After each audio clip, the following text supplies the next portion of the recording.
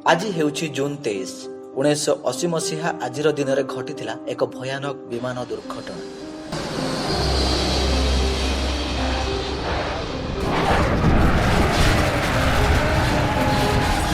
जो गांधी परिवार हराइथिला जड़े साहसी पायलट सी हेउछंती संजय गांधी।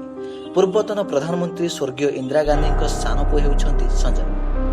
जड़े साहसी एवं दक्ष पायलट रूपे बेस तांकर ख्याति थिला।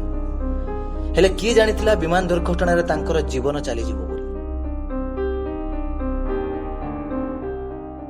आउ एही दुर्घटना प्रत्येकटी लोकंकु दोहलाई देइथिला सेतेबेले। जून 23 तारीख 1980 मसीहा सकाळ 7:58।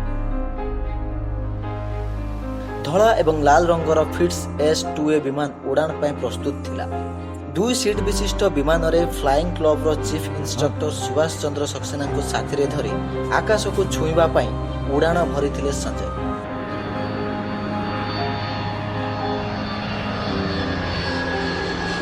विमानटी आकाशर उच्चता को मापिबा पूर्व संजय विमानटी को गोल गोल बुलेबा को आरंभ कला। क्षिप्र गति रे विमानटी को केतेबेले तळकु खसाई आनुथिले तो केतेबेले पुणी उच्च को उठुथिला तांको विमान। सेदिन से एते रोमांचक होई गले एक प्रकार विमान रे मध्य स्टंट बाजी करबा को पछाई नथिले।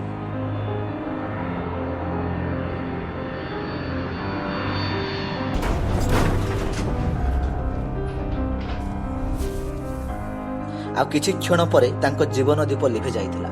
आ गांधी परिवार हराइथिला जने सुयोग्य दयालु। ब्यूरो रिपोर्ट न्यायवादी टीवी।